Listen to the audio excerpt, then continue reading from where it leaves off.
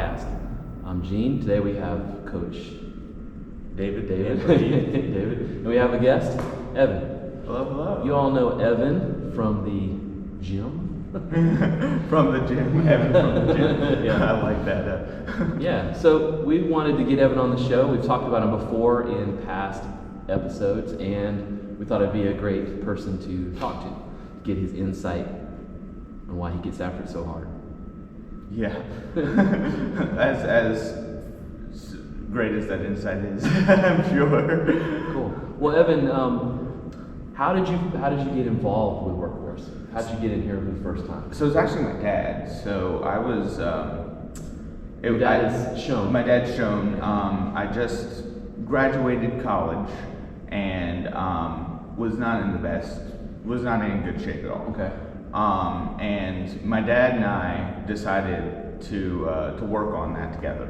Because he also felt like he was to get out of shape and needed to exercise. He just got off of a very strict diet plan that he did with a weight loss company out in Lexington. I forget the name, but he basically said, well, we've got to get in shape. We should do this together. And so he drug you in. He drug me in. Yes. Okay. He brought me in, and I was very skeptical at first. I had done a lot of the song and dance for weight loss before. When I was a kid, I had I did calorie counting, and I did a lot of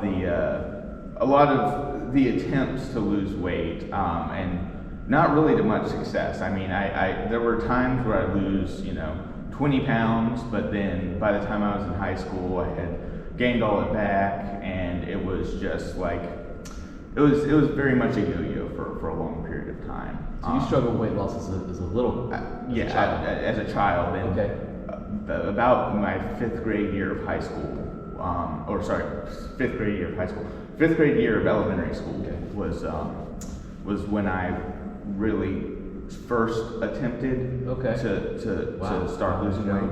Wow, yeah. I was. I had a personal trainer at the time. We did water. Wow. I got a reward for drinking water. Just water. I had to go like. Here, your reward is just not dying. Yeah, it's not dying exactly. But so it's been a long journey. Just so people know, when you came in and you were totally out of shape. So I remember that day. He couldn't even run a 200. Right. Couldn't finish it. Wow. He had to walk part of the way. So when he says he was, a lot of people come in, they see people in the gym, they're like, oh, he's always been this way. So just so you know, when he says out of shape, yes, he's out of shape. Very much. People who see him now, he'll be out there running miles, and they're like, man, he can run forever. So just so you know, it wasn't this always. Like he said, he came in out of shape. His first 200, if any of you remember the 6-week challenge, it was always a 200-meter run. Right, in the 6 weeks, yeah. In that. So he did his first 200. The struggle was real. So graduates to the 400. Yeah. Graduated to the 400. 3 months.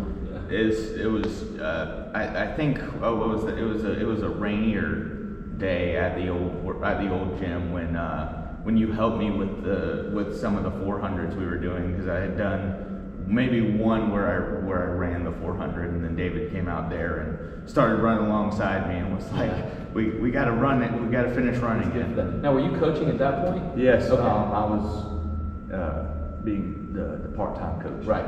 Yeah. And it had gone to where, actually, I guess you could say it was more full-time, because remember, Alexa was the evening coach. Right. And I was helping you in the morning, and then Alexa decided that she did not want to do it anymore. Right. So I moved to evenings. That's when I ran to the signed up.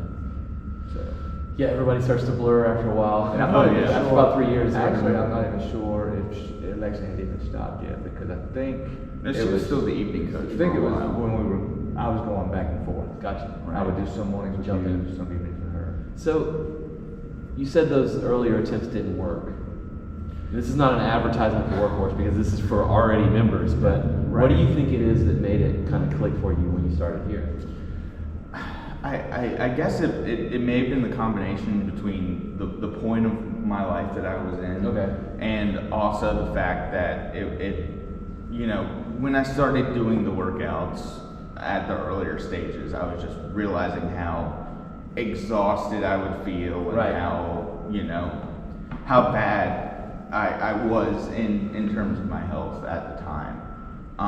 So I think that played into the mental part of pushing forward with the diet and pushing forward with trying to do my best in the exercises. I think up until that point, the only other point in which it worked well was when I played football in middle school, first year of high school. Because there was a group of people there to motivate me.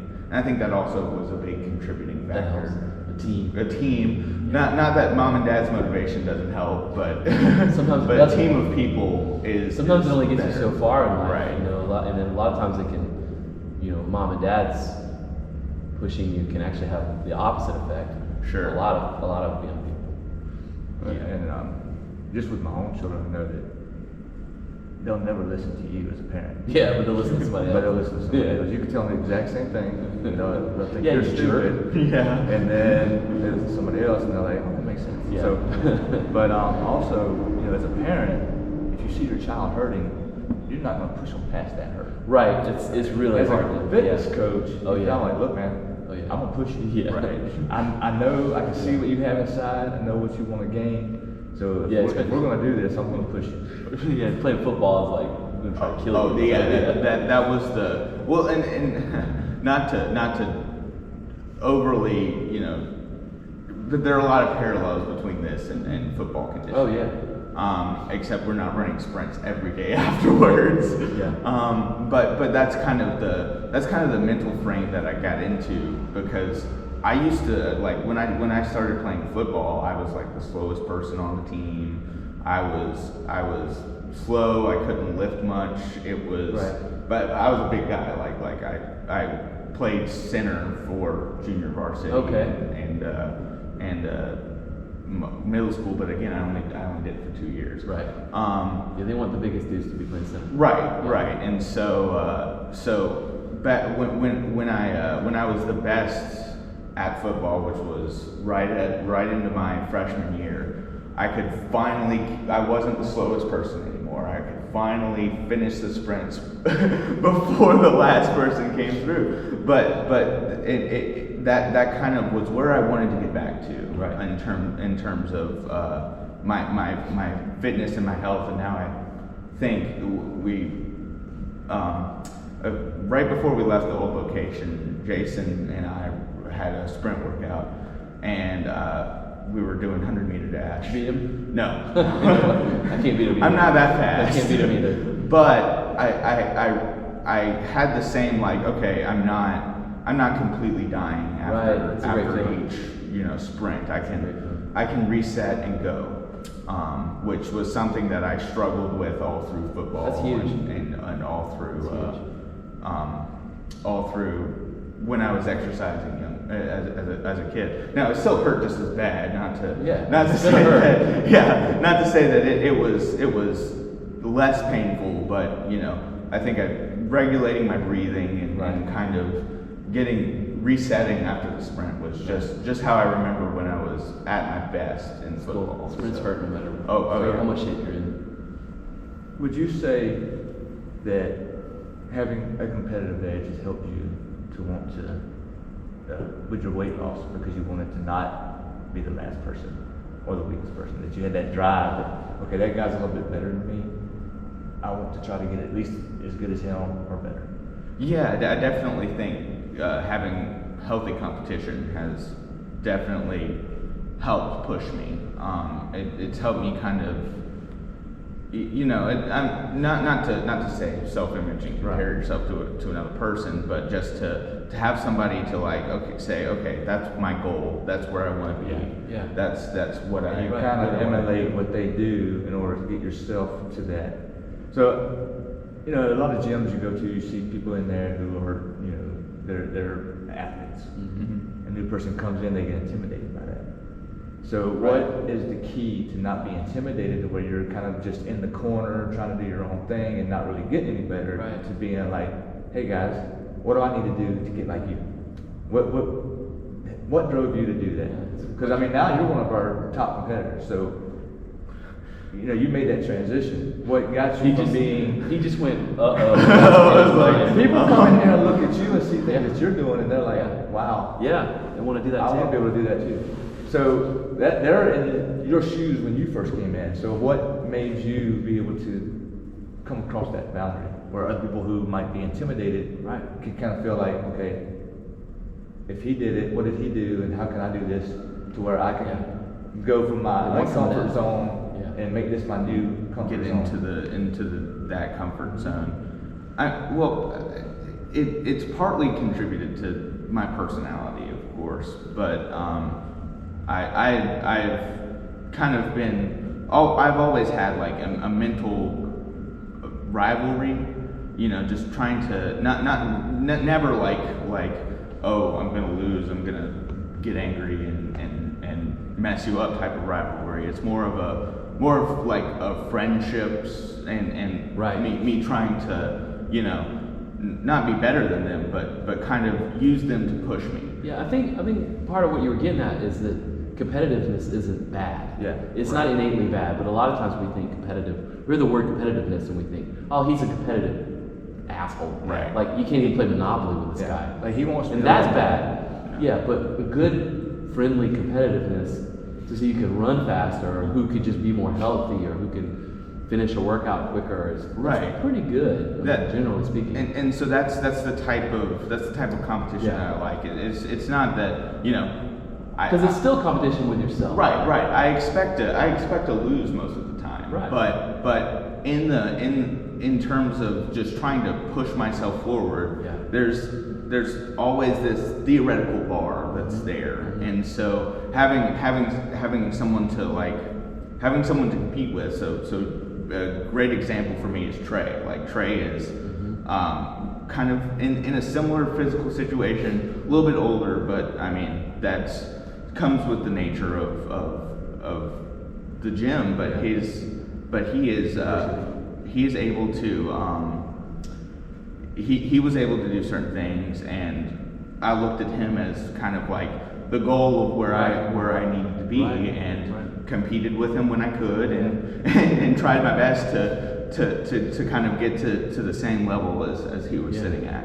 And it's funny you say a lot of competing stuff, because I noticed when you made the big switch, because you know you would come to the gym, you were pretty consistent, and you were doing the workouts, but you kind of were like in the same ho hum, just get through it so I can survive it.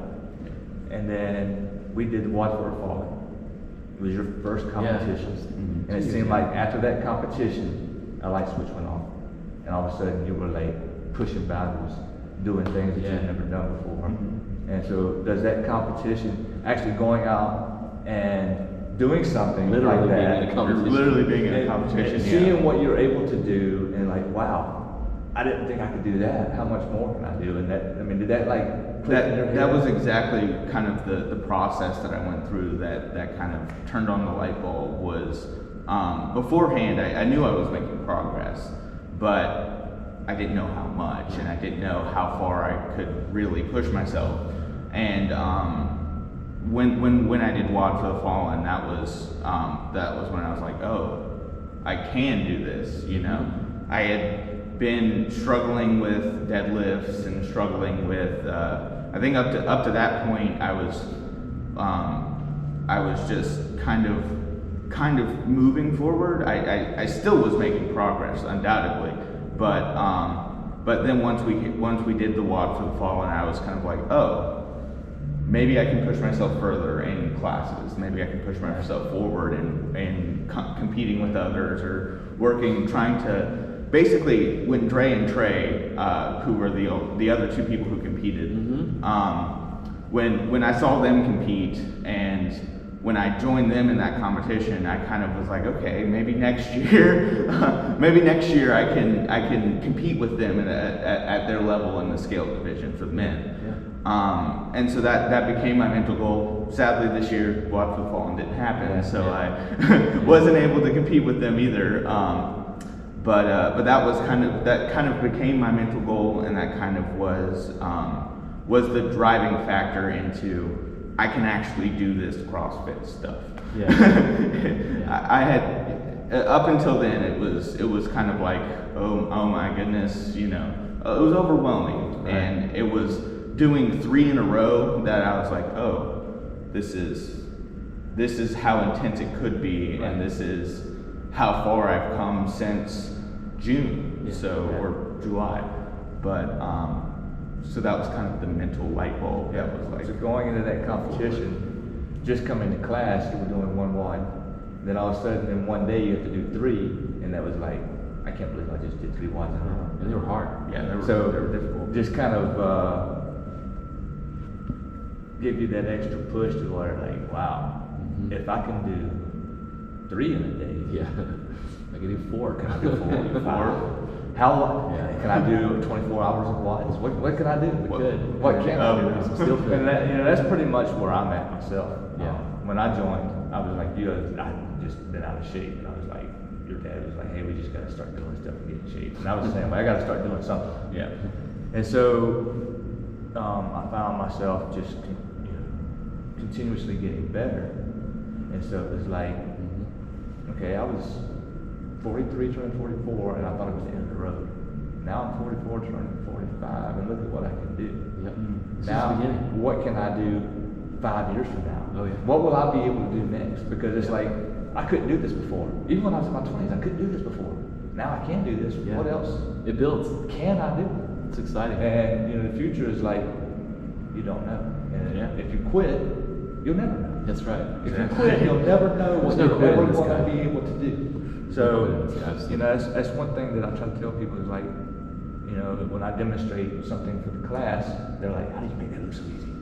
I'm like, because I worked at it. Like for the past 2 years. I didn't. Yeah. I wasn't. It takes a long time. I wasn't able to always do this, but I was stubborn because I was like, I don't want to be the one to sit there like, oh, I can't do that. You're both pretty stubborn. So I pushed myself to learn how to do it, and then get good at it. Right. And then that kind of benefited me because when they made me a coach, it's good to be able to know how to demonstrate these things. It's helpful.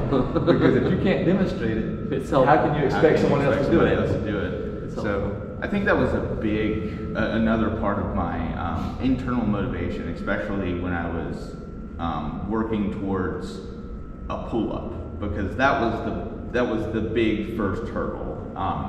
It was a big movement. We do it throughout all the movements that we do. It's a benchmark for most everyone. And so it was frustrating not being able to reach that benchmark at first, and it was just I was like, well, I'm going to get this eventually.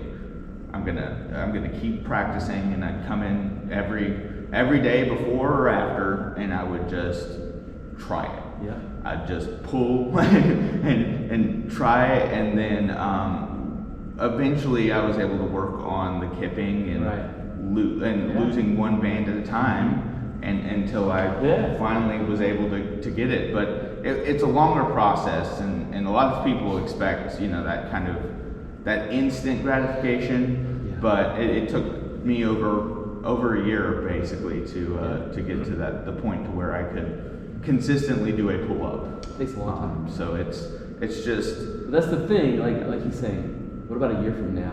Right. You'll be stringing together 10 or 15. You'll be doing butterfly pull-ups. It just builds. It just builds.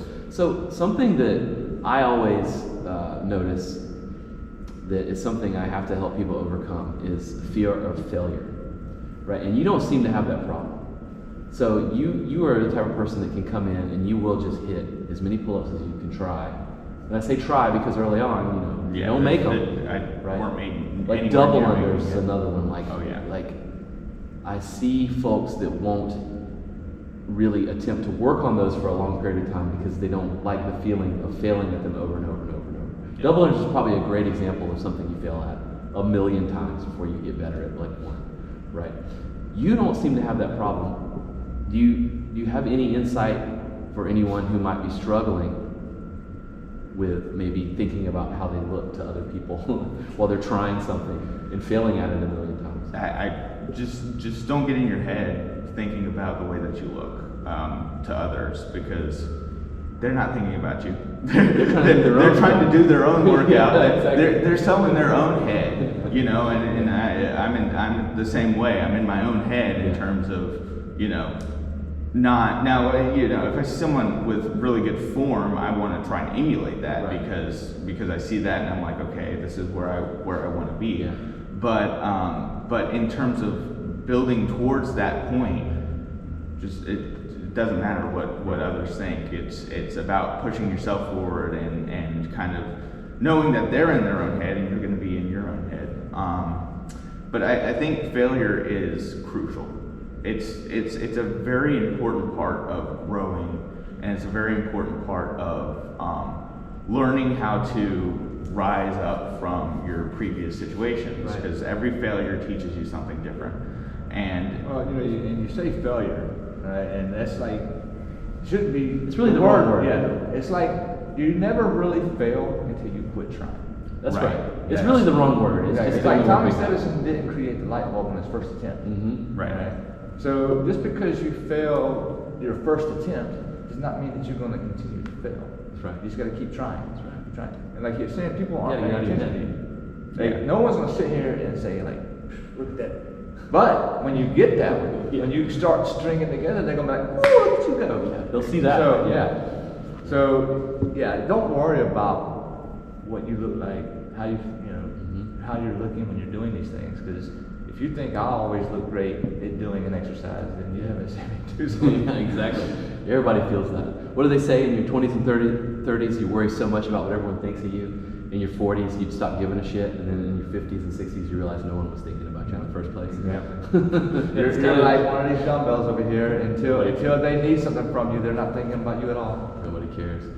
Cool. Well, that's about it for this episode. Thanks for being on the show, Evan. One more thing though, just so people kind of know, when you graduated college, about a year and a half ago, 2 years ago, May of 2018. So coming up on 2 years. So your dad bought you some suits, right? Bought you 2 suits? Yeah, he bought me 2 suits. Okay. And had them tailor fitted, right? Had them fitted for me. What happened you to know. those suits, Evan? They are way so they're about out here right now. Can't wear them, can you? Can't wear them at all. That's If incredible. anybody needs some suits, You still hold on to those? I've got them. They're a few $100, right? It was $1,000 suits, so it was. So yeah, you don't want to throw them away. It's I too don't much want money. no. But they couldn't. He lost so Find much somebody weight to- that they couldn't even tailor them down. Is that true? Yep. Sad. I mean, I hate to bring it up, but was it your grandfather or great grandfather? My great grandfather. Great grandfather passed away. January. They had to go to the funeral. He went to go put his suit on, couldn't fit. So he Oh, went to go wow. have it tailored. They're like, we can't tailor it. He had to buy a new suit to go to the funeral. Yeah. So Well, that's sad, but that's awesome. Yeah. yeah, I hate to bring up the Wow. sadness of your great Yeah, grandfather, yeah, but the fact that you lost about 4 sizes in just a few months. That's incredible. So if you have the desire and the mental fortitude to push yourself, it's very possible to lose the weight, to get stronger. So Yeah. this is a great example of what you can do if you put your heart into it. Yes. And that, you definitely bring your heart every time you come in here. Everybody sees it. There's still a ways to go. It's always the journey's never over. Your journey's not over. This is not. This is not even beginning.